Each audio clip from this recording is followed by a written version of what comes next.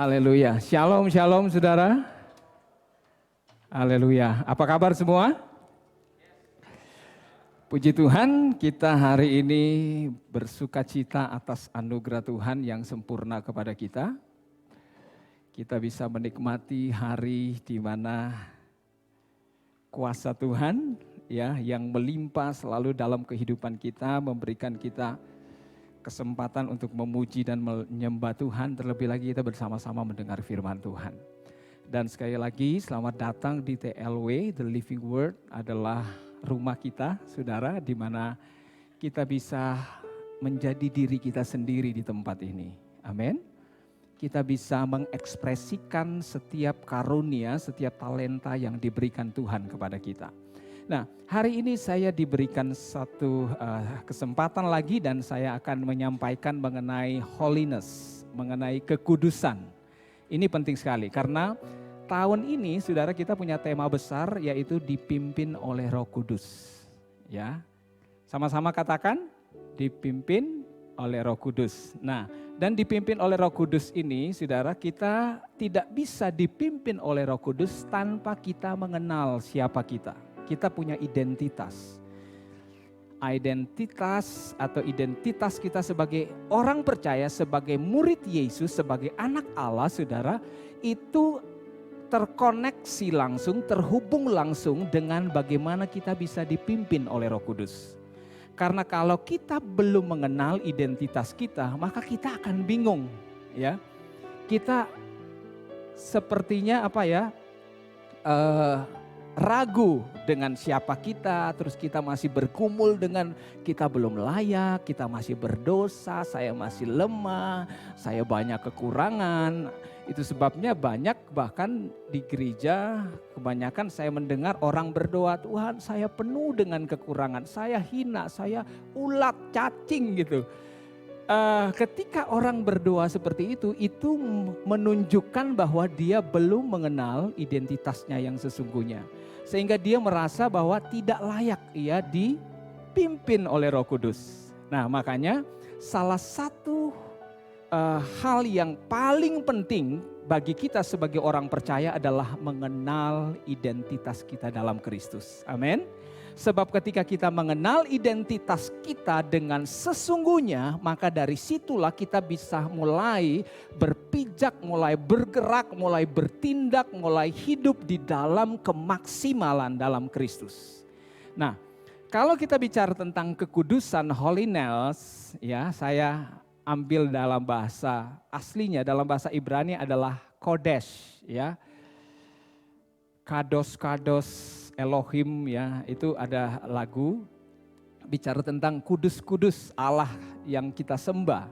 Nah, dalam bahasa Yunani ya adalah hagios. Hagios itu punya pengertian dalam bahasa Indonesia itu punya pengertiannya lengkap banget, ya. Bukan cuman kudus, bukan cuman bersih, saudara, tetapi bukan cuman kudus, suci, tetapi juga bersih, tulen. Terus belaka, apa adanya, ya, dan juga putih, itu bicara tentang kekudusan. Itu dijabarkan seperti itu.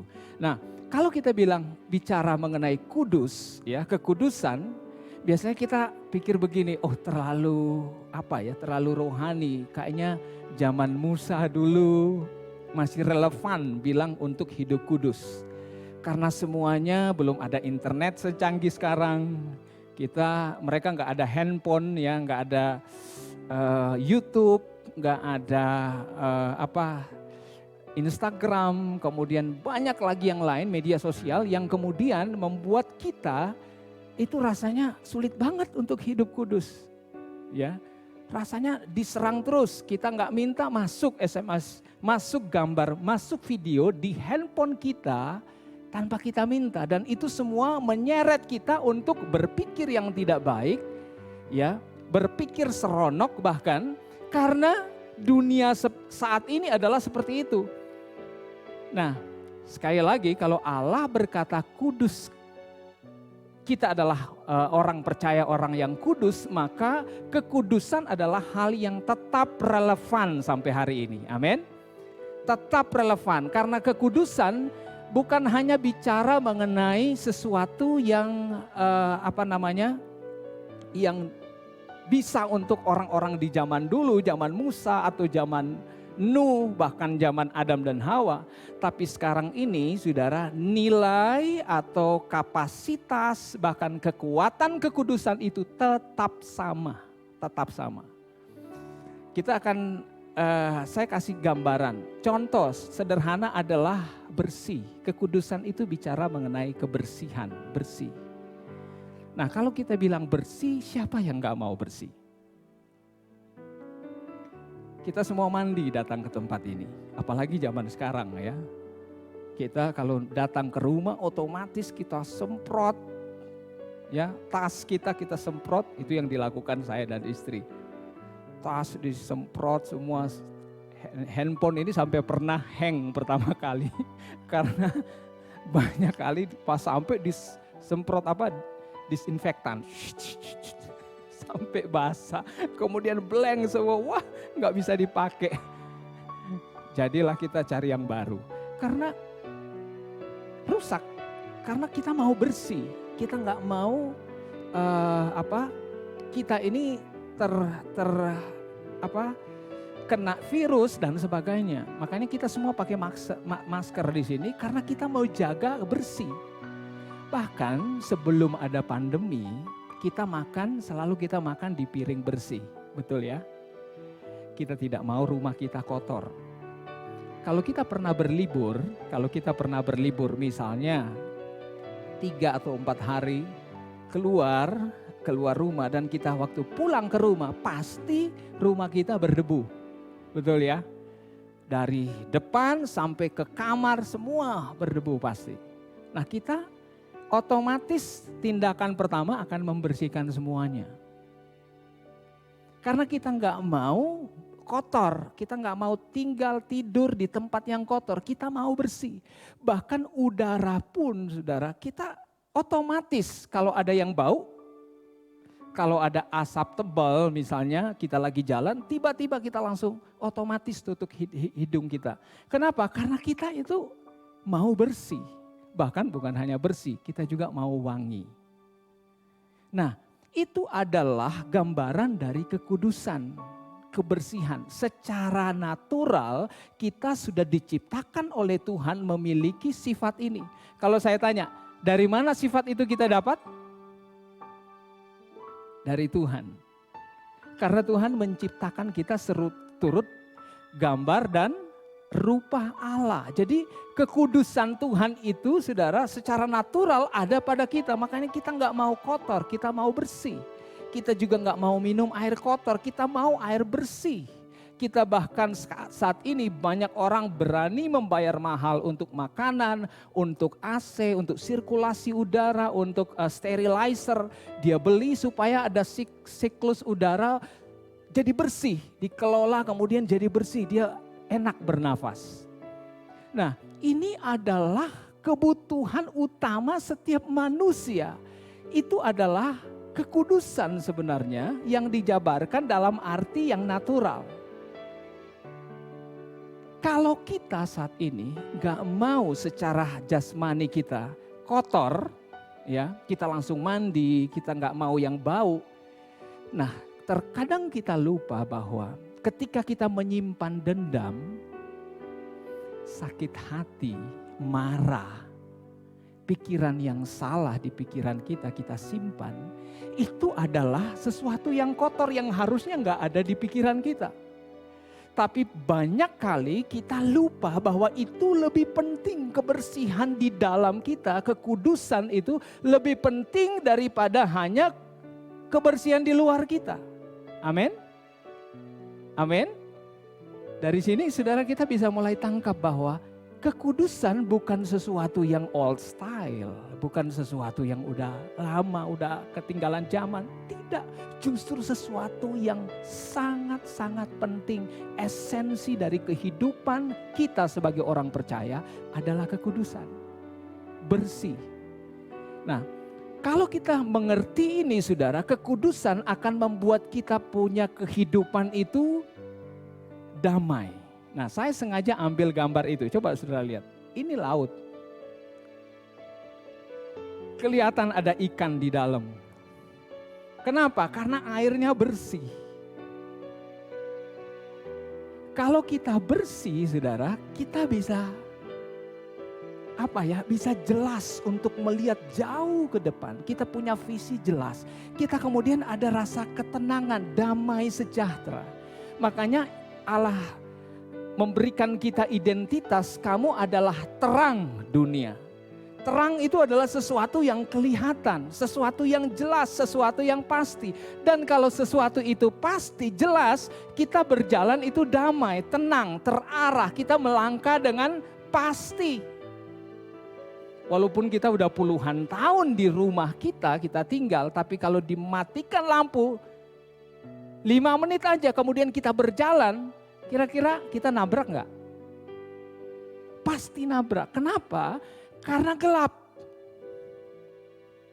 Walaupun kita udah hafal dari kecil mungkin di rumah itu, tapi kita akan kebentur dengan perabot, bahkan dengan dinding, dan kita akan rasa panik, rasa takut, ada banyak kegelisahan. Kenapa? Karena kita nggak bisa melihat. Nah, makanya Tuhan berkata, kuduslah kamu sebab aku kudus. 1 Petrus pasal 1 ayat 15-16, tetapi hendaklah kamu menjadi kudus dalam seluruh hidupmu, sama seperti Dia yang kudus yang telah memanggil kamu. Sebab ada tertulis, kuduslah kamu sebab aku kudus. Nah lihat, saya berikan warnanya. Menjadi kudus dalam seluruh hidup kita. Seluruh. Nah kalau bilang seluruh berarti ada beberapa bagian. Kita tahu Alkitab menjelaskan kepada kita manusia adalah makhluk roh yang memiliki jiwa yang berdiam di dalam tubuh. Jadi kita ada roh, ada jiwa, ada tubuh. Nah yang diminta bersih sama Tuhan bukan cuma roh. Bukan cuma jiwa tetapi juga tubuh kita semuanya. Karena tubuh kita adalah bait Allah. Amin. Pikiran kita harus bersih. Nah itu tentunya dimulai dari dalam kita. Waktu kita percaya kepada Yesus, kita semua sudah bersih oleh karena Roh Kristus itu sudah ada di dalam kita. Kita berikan hati yang baru, diberikan roh yang baru di dalam kita. Sehingga kita adalah benar-benar bersih di dalam satu dimensi utama yaitu roh. Itu terjadi ketika kita ada di dalam Yesus. Amin. Semua ada dalam Yesus ini? Amin. Nah, waktu kita ada di dalam Yesus, saudara, maka seluruh keberadaan roh kita itu kudus, sama persis seperti Yesus. Nah, cuma sekarang bagaimana roh yang sudah bersih, sudah kudus, suci itu bisa termanifestasi, dia teraplikasi kepada jiwa. Dia akan mulai kepada jiwa, karena jiwa inilah yang kemudian jadi mediator yang akan membawa apa yang dari roh kepada jiwa, dan jiwa akan mengekspornya, dia akan mengirimnya kepada tubuh kita, dan kemudian kita akan bertindak, berlaku, berkata-kata seperti yang disampaikan oleh roh kita. Makanya Tuhan mau kita hidup dipimpin oleh Roh Kudus. Itu inside out, dari dalam keluar. Nah, waktu kita berjalan bersama dengan Tuhan, saudara, kita akan mengerti bahwa kita ternyata dikuduskan bukan karena upaya kita. Ini juga harus kita mengerti. Jadi ada 2 poin pertama. Pertama kita harus ngerti bahwa kita semua adalah orang-orang yang relevan dengan kehidupan yang kudus. Relevan banget, karena kita juga mau bersih kok. Jadi itu hal biasa, bukan hal yang kemudian wah jadi kudus nih, gak mau ngomong sembarangan. Ya.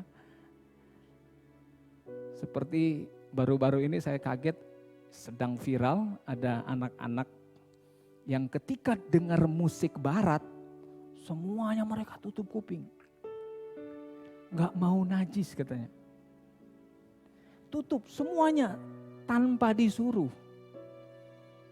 Mereka waktu itu mau antri untuk vaksin. Ya, waktu mereka mau vaksin, kemudian mereka duduk seperti ini dengan jarak, dan mereka baru dari salah satu sekolah mereka. kemudian dengan seragam mereka dan dengan guru mereka lah yang syuting gitu, yang videokan. Nah, waktu musik barat lagi diputer, kompak tutup begini.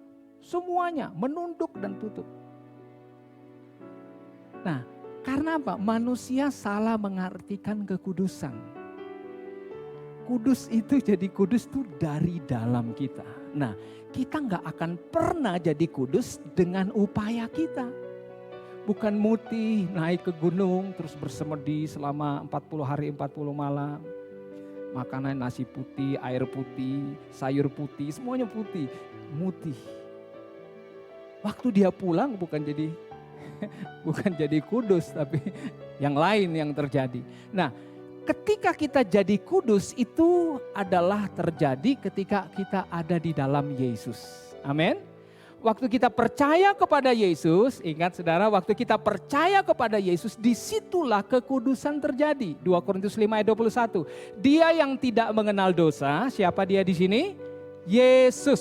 Yesus yang tidak mengenal dosa telah dibuatnya menjadi dosa karena kita. Supaya dalam Yesus kita dibenarkan oleh Allah. Wah, ini luar biasa saudara. Ini berita, inilah gospel, inilah kasih karunia. Inilah kabar baik bahwa kita yang tadinya berdosa dibuat kudus, dibuat benar, dilayakkan karena kita percaya saja kepada Yesus. Waktu kita percaya kepada Yesus, kita itu masuk ke dalam Dia. Kita masuk, transfer ke dalam Dia. Waktu kita berada di dalam Yesus itulah saudara, tanpa kita berupaya apapun di hadapan Tuhan, kita adalah pribadi yang kudus. Pribadi yang kudus. Dan kebenaran Kristus itu adalah kebenaran kita. Nah, makanya dalam Filipi 3 ayat 9 dikatakan, dan berada dalam Dia bukan dengan kebenaran sendiri karena mentaati hukum Taurat, melainkan dengan kebenaran karena apa? Kepercayaan kepada Kristus, yaitu kebenaran yang Allah anugerahkan berdasarkan kepercayaan. Jadi setiap kita saudara yang percaya kepada Yesus telah dianugerahkan kebenaran. Waktu kebenaran itu ada saudara, siapa itu kebenaran? Kebenaran itu adalah pribadi, bukan catatan, bukan slogan, bukan kata-kata, ya. Kebenaran adalah Kristus. Makanya Yesus bilang, akulah jalan dan kebenaran dan hidup. Yesus adalah kebenaran. Jadi waktu kita menerima Kristus sebagai Tuhan dan Juru Selamat, kebenaran Kristus itu menjadi kebenaran kita. Jadi jangan rasa tertuduh, waduh saya ini dulu begini dulu. Sudah, itu dulu. Amin. Sekarang kamu adalah ciptaan baru. 2 Korintus 5 ayat 17. Dia berkata bahwa sesungguhnya barang siapa yang ada dalam Kristus, ia adalah ciptaan baru. Yang lama sudah berlalu, terus pakai kata apa? Sesungguhnya. Aduh, saya senang sekali kalau Alkitab itu. Detail banget. Sesungguhnya yang baru sudah datang. Wah, keren sekali. Jadi Tuhan sudah melupakan semua masa lalu kita. Kita adalah ciptaan baru. Waktu kita jadi ciptaan baru di hadapan Tuhan, kita tidak ada masa lalu. Sekali lagi. Waktu kita percaya kepada Yesus, terima Dia sebagai Tuhan dan Juru Selamat, saat itu kita jadi ciptaan baru, brand new, sesuatu yang baru, yang tadinya belum ada, yang tidak ada yang sama, baru yang sama seperti kita, tidak ada. Kitalah satu-satunya yang baru, yang unik seperti itu, masterpiece. Hanya itu saja. Dan waktu kita jadi baru, kita tidak punya masa lalu. Ada di sini yang anaknya baru lahir, kemudian anaknya nangis, aduh masa lalu saya Saya dulu nyolong, saya nakal dulu, saya suka berantem dulu, saya narkoba dulu. Nangis, dia nangis karena masa lalunya. Ada? Gak ada, dia baru hidup, baru mulai putih bersih. Nah demikian pun ketika kita percaya kepada Yesus, kita jadi pribadi yang baru sama sekali. Jadi kita gak ada masa lalu. Ini identitas kita dalam Kristus, kita kudus di hadapan Tuhan. Nah makanya saudara, saya juga waktu belum mengerti ini, doa saya salah. Tuhan, saya dulu suka berantem, saya suka gampang emosian, suka marah. Dulu begini, enggak ada masa lalu. Tuhan memutuskan, Tuhan itu berdaulat ya. Tuhan berdaulat dan memutuskan untuk melupakan setiap masa lalu kita. Kalau Tuhan berdaulat dan memutuskan untuk melupakan, ya udah, kenapa kita mau ingat-ingat? Amin. Kenapa kita datang nangis-nangis? Oh ini karena masa lalu saya. Oh ini karena dosa yang dulu. Tidak, kita telah menjadi kudus. Amin. Kita berkemenangan di dalam Tuhan. Kita menjadi kudus, jadi pribadi yang baru. Nah itu sebabnya saudara, waktu kita berjalan bersama dengan Tuhan, Allah itu mengatakan bahwa Allah melupakan setiap dosa-dosa kita, pelanggaran kita dibuang kemana? Tubir laut, sejauh timur dari barat dan seterusnya. Kita tahu ayat-ayat itu. Nah selanjutnya saudara, 1 Petrus, ini saya senang dengan ayat ini. Dia katakan, tetapi kamulah bangsa yang terpilih, imamat yang rajani, bangsa yang kudus, umat kepunyaan Allah sendiri, supaya kamu memberitakan perbuatan-perbuatan yang besar dari Dia yang telah memanggil kamu keluar dari kegelapan kepada terangnya yang ajaib. Ayat ini komplit sekali, bicara mengenai siapa kita di dalam Kristus, bicara mengenai kekudusan. Nah saya buat sedikit penekanan di situ, tetapi kamulah. Kalau kita perhatikan di screen, kata kamu itu ada 3 kali. Tapi dengan keterangan yang berbeda. Kamu pertama itu berbicara mengenai identitas. Kamu apa? Terpilih, imamat yang rajani, bangsa yang kudus, umat kepunyaan Allah. Itu kita sekarang. Amin. Itu saudara dan saya sekarang, identitas kita nih, atribut kealahan ada di dalam kita. Dan kemudian kamu yang kedua adalah berbicara tentang tujuan. Untuk apa sih kamu dipanggil, dikasih atribut, dikasih perlengkapan, untuk apa? Memberitakan perbuatan-perbuatan yang besar dari Dia. Yang telah memanggil kamu yang ketiga adalah bicara mengenai masa lalu. Kamu apa? Keluar dari kegelapan kepada terangnya yang ajaib. Nah, jadi kalau kita lihat di sini, saudara, saya buat lebih simpel lagi bahwa setiap kita orang-orang yang kudus yang sudah dipanggil oleh Tuhan adalah orang-orang yang punya identitas jelas, punya tujuan yang jelas. Amin. Tujuan yang jelas. Dan ini hanya terjadi, bisa terjadi maksimal ketika kita mengerti bahwa kita adalah orang-orang yang kudus. Nah, kekudusan yang terjadi dalam hidup kita itu adalah produk, adalah hasil dari karena kita dipilih, karena kita imamat yang rajani, karena kita umat Allah, dan karena kita bangsa yang kudus. Amin. Ketika kita jadi bangsa yang kudus, umat Allah, imamat yang rajani, kita terpilih. Wah saudara, betapa istimewanya kalau kita menyadari ini. Amin. Halo, kita bukan orang sembarang. Begitu spesial di hadapan Tuhan. Spesial, Dia sayang banget. Dia pilih.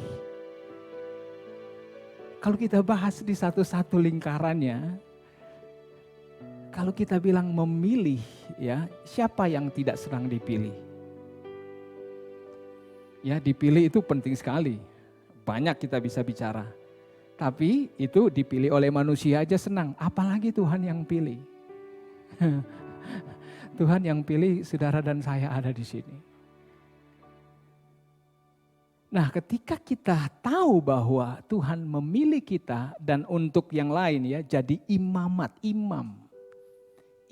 yang rajani. Imam itu saudara tahu, di dalam perjanjian lama ada imam dan nabi. Kalau imam perannya itu lebih banyak kepada dia menjadi perantara antara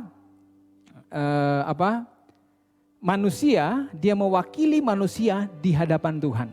Ya, jadi imam itu posisinya begitu.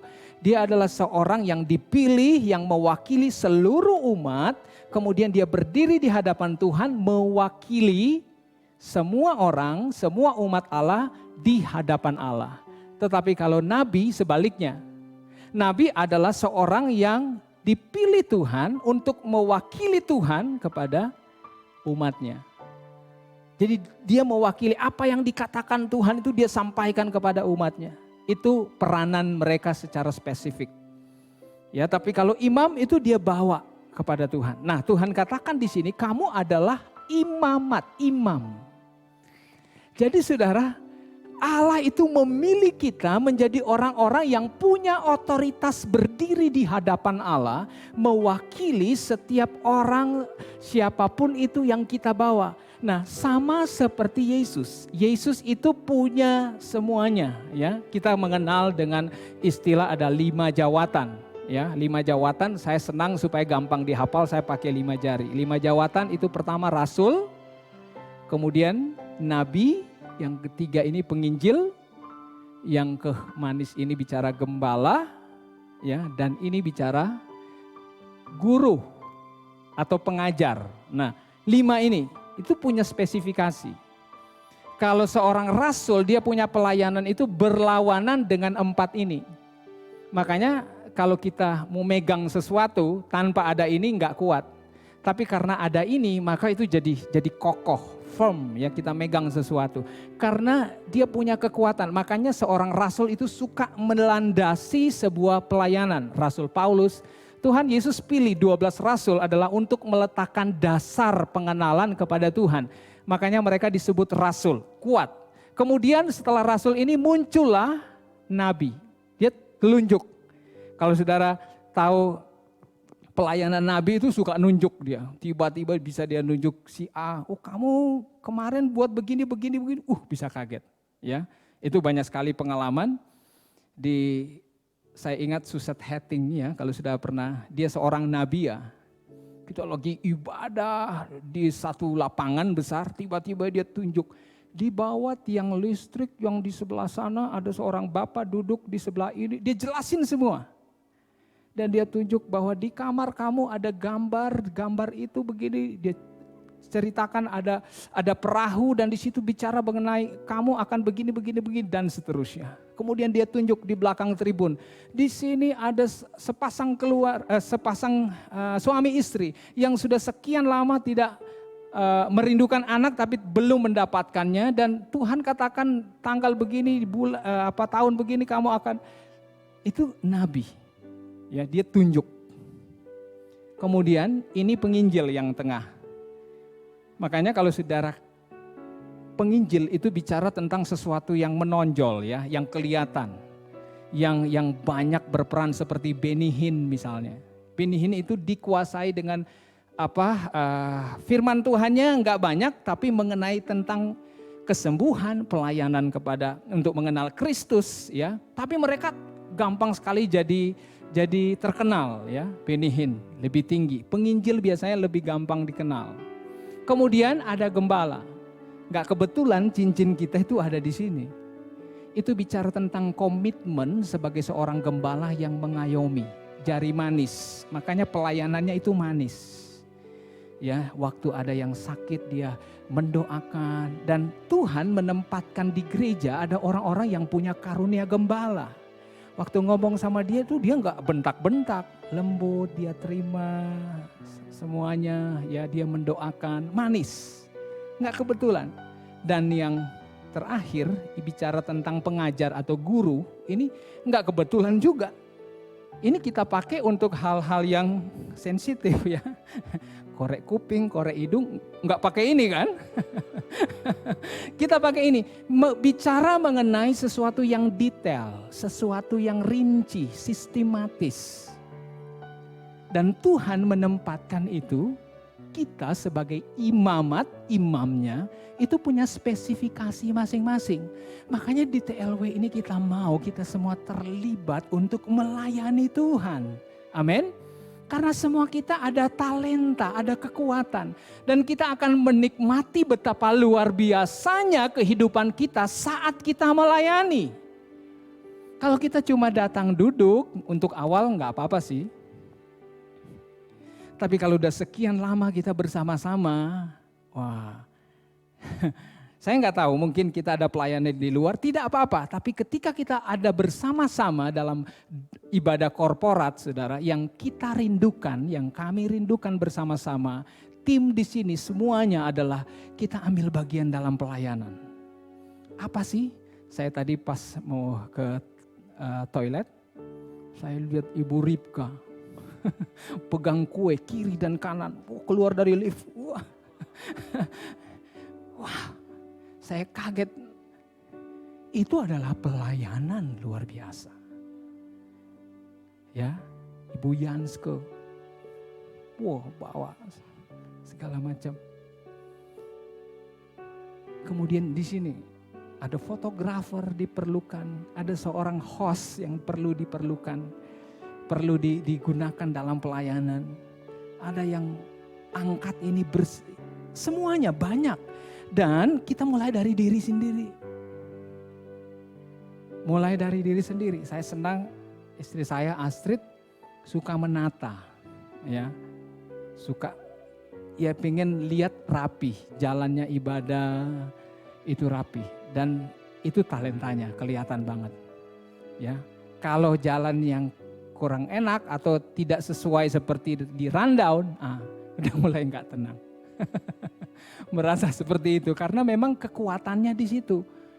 Wah, ingin supaya tepat waktu, kita lagi worship di sini, kemudian undang pemain musik sekali lagi saya undang ke depan, nggak nongol,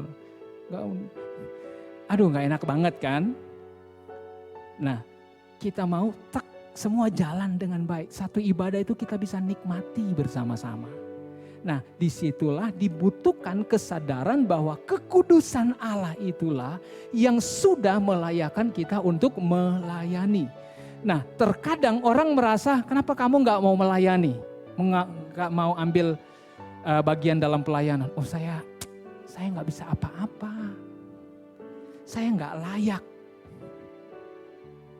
Saya kayaknya belum bisa.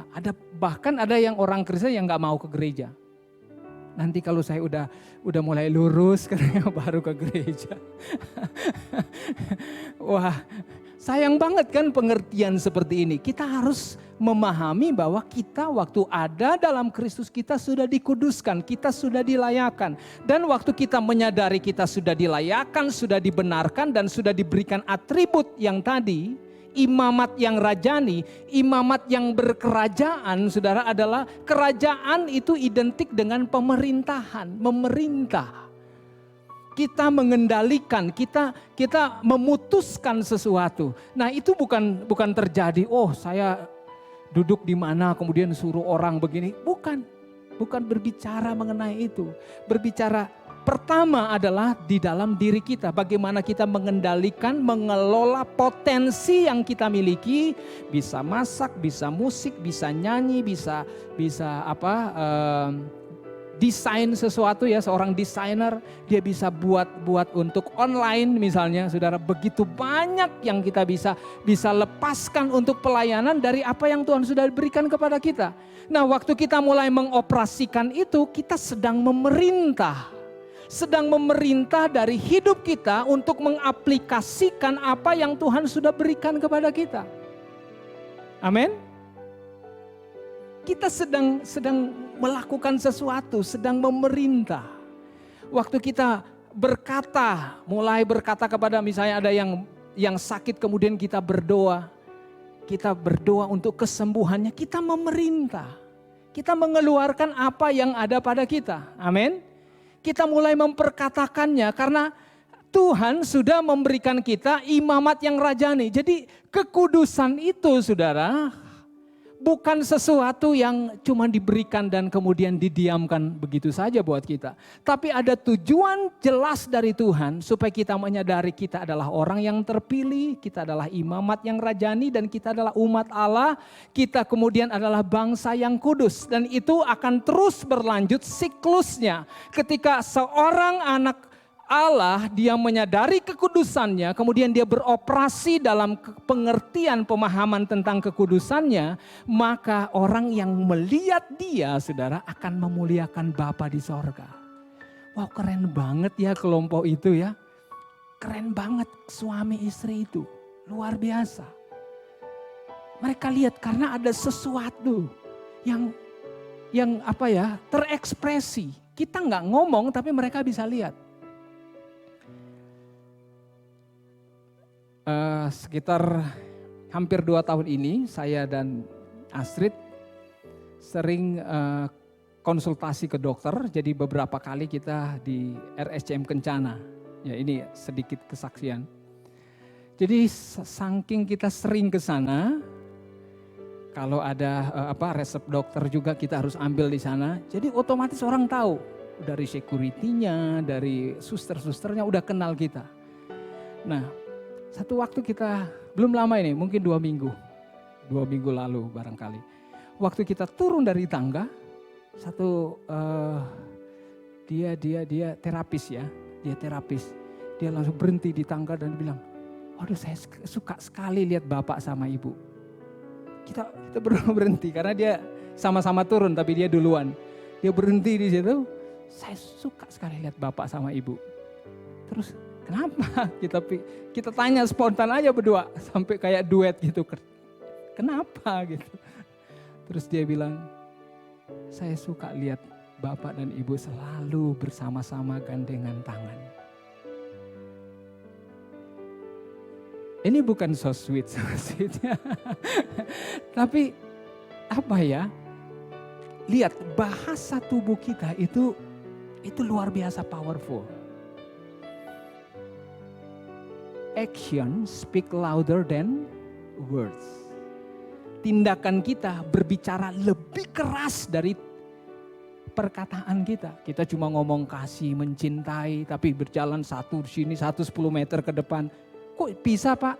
Lagi apa? Lagi prokes. Ini protokol kesehatan satu dia. Alasannya bersih banget ya. Social distancing katanya. Tapi bukan seperti itu.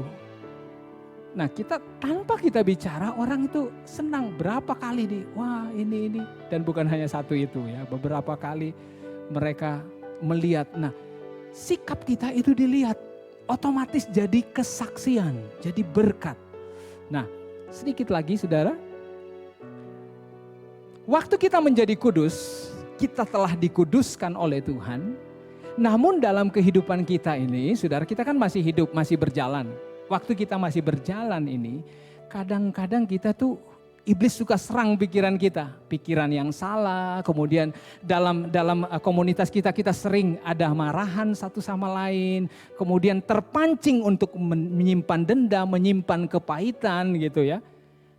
Nah itu adalah hal-hal yang akan merusak, mengurangi nilai dari kekudusan kita. Nah kalau kita orang yang menyadari kekudusan itu, kita akan tahu, kita akan buang semua yang membatasi atau mengurangi nilai kehidupan kita. Amsal 25 ayat 4 dia katakan, sisihkanlah sanga dari perak, maka keluarlah benda yang indah bagi pandai emas. Sanga di sini berbicara tentang logam lain ya, yang tercampur di dalam emas, di dalam logam mulia. Ketika itu dibakar, maka sanga itu akan keluar.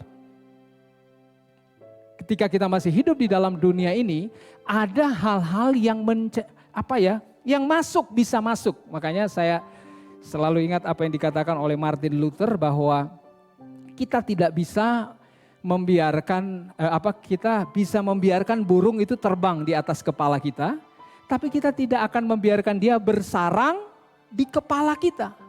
Demikian pun kita tidak akan bisa menutup semua mulut, semua suara yang kita dengar, ya. Kita tidak bisa menutup itu. Apapun itu gambar yang kita lihat, kita nggak bisa batasi itu karena kita otomatis bisa lihat itu. Tapi kita bisa menjaganya ketika dia mau bersarang. Jadi perenungan tiap hari gitu. Oh kok begitu ya. Oh, kemudian dia mulai ketakutan, mulai khawatir misalnya. Dengar berita yang tidak baik. Oh ini ada multiplikasi lagi nih. COVID-19 semakin berubah lagi. Ada varian baru. Udah varian ini namanya ini lagi. Wah kita terima. Itu merusak akhirnya. Kita harusnya melepaskan itu dan berkata, Tuhan aku sudah dibungkus, ditutupi oleh kuasa darah Yesus. Sudah selesai, apapun dia mau bermultiplikasi, mau varian apapun, jawabannya cuma darah Yesus. Amin. Nah makanya kita perlu, dia katakan begini, 2 Timotius pasal 2 ayat 19, dalam rumah yang besar bukan hanya terdapat perabot dari emas dan perak, melainkan juga dari kayu dan tanah. Yang pertama dipakai untuk maksud yang mulia dan yang terakhir untuk maksud yang kurang mulia.